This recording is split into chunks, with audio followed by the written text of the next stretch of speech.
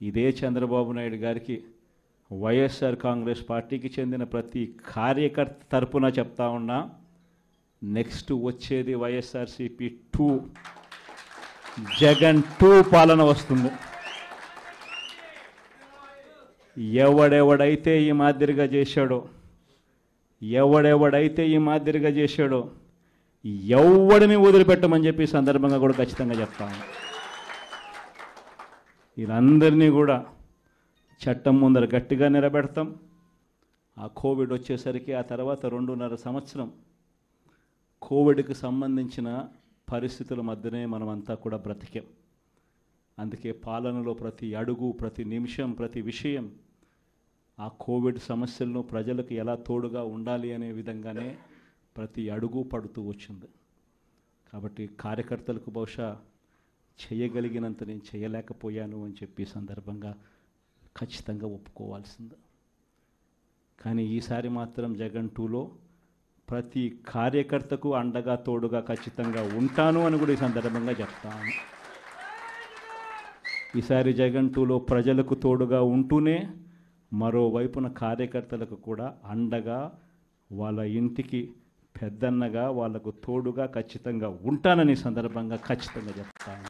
వీళ్ళు దిక్కుమాలిన పాలనలో ఏ మాదిరిగా పాలన చేస్తూ ఉన్నారో కూడా మనమంతా చూసాం. మన తిరుపతి మీ అందరికీ కనిపించుంటుంది. నిజంగా ఈ ఒక్కొక్క కార్పొరేషన్లో వీళ్ళకున్న బలం ఎంత అని చెప్పి చూస్తే, తిరుపతి కార్పొరేషన్లో 49 ఉంటే 48 వైఎస్ఆర్సీపీ గెలిచింది.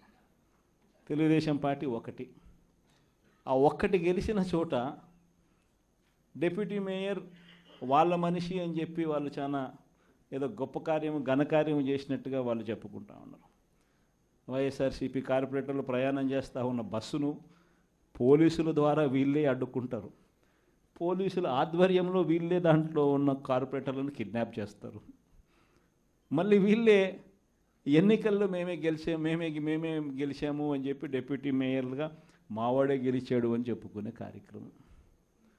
ఆ కార్పొరేటర్లు పాపం వచ్చిన తర్వాత వాళ్ళు చెప్పిన గాథలు మీడియా సమక్షంలో మనం అంతా కూడా చూసాం. ఇదే మాదిరిగా ఏలూరు కార్పొరేషన్ 50 డివిజన్లు ఉంటే అందులో 47 వైఎస్ఆర్సీపీ, తెలుగుదేశంకి వచ్చింది 3.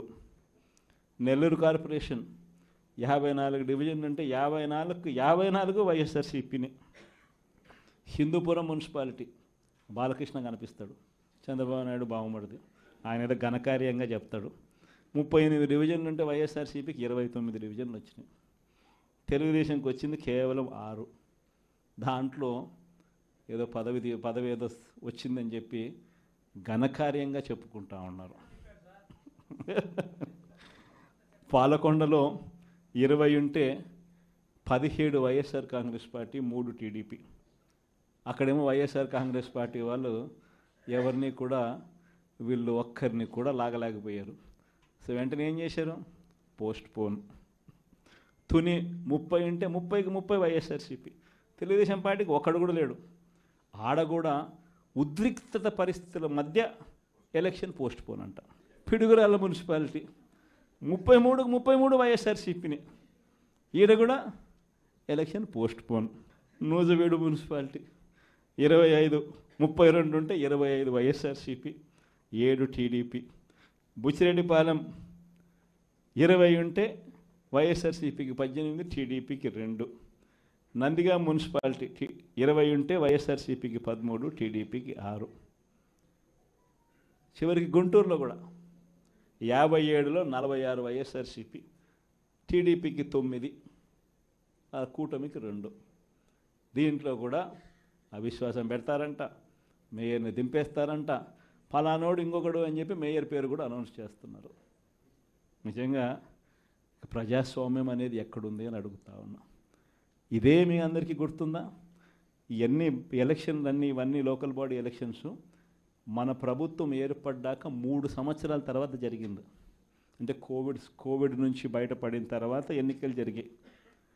ప్రజలు అటువంటి ఎన్నికల్లో వైఎస్ఆర్ కాంగ్రెస్ పార్టీకి ఇలాంటి నెంబర్లతో ప్రజలు పట్టం కట్టారు. అంత బాగా పరిపాలన చేశాము అని చెప్పి ప్రజలు పట్టం కట్టారు. ఈరోజు మీరు చేస్తూ ఉన్న ఈ తప్పుడు సాంప్రదాయం ఎంత దారుణమైన తప్పుడు సాంప్రదాయం అంటే రేపొద్దున ఎవడన్నా ఎన్నికి కాండి ప్రభుత్వంలో ఉన్న వాళ్ళు రేపొద్దున ఇదే పద్ధతిలో పోలీసులు పెడతారు, కిడ్నాపులు, ఇదే పరిస్థితులు ఎత్తుకొని పోవడాలు, ఇదే పరిస్థితుల్లో ఎవడన్నా ఏమన్నా గెలుసు, ఏమన్నా జరుగు, ఏమన్నా అయ్యి లాస్ట్కి ఏమో చైర్మన్లు ఏమో అధికారంలో ఉన్న పార్టీ వాళ్ళు చైర్మన్లు. ఇదే ప్రజాస్వామ్యం, ఇదే మనకు కావాల్సిన ప్రజాస్వామ్యం. అందరూ కూడా ఆలోచన చేయాలి. ఇలాంటి రాజ్యం పోవాలి, ప్రజాస్వామ్యం నిలబడాలి, మనలో వ్యక్తిత్వం అనేది పైకి రావాలి, విలువలు విశ్వసనీయతతో కూడిన రాజకీయాలు మళ్ళీ ఎదగాలి. పలానోడు మా నాయకుడు చెప్పిన ప్రతి మాట నెరవేర్చాడు, ఇతనే మా నాయకుడు అని చెప్పుకునే విధంగా ప్రజలు గొప్పగా చెప్పుకునే విధంగా నాయకత్వం రావాలి.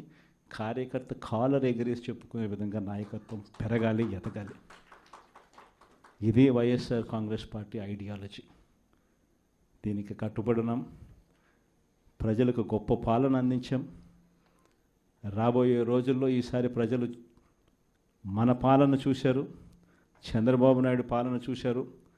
మళ్ళీ వైఎస్ఆర్ కాంగ్రెస్ పార్టీ ఒకసారి ఎన్నికైతే ఈసారి మాత్రం వైఎస్ఆర్ కాంగ్రెస్ పార్టీని ప్రజలు పోగొట్టుకోకుండా మనము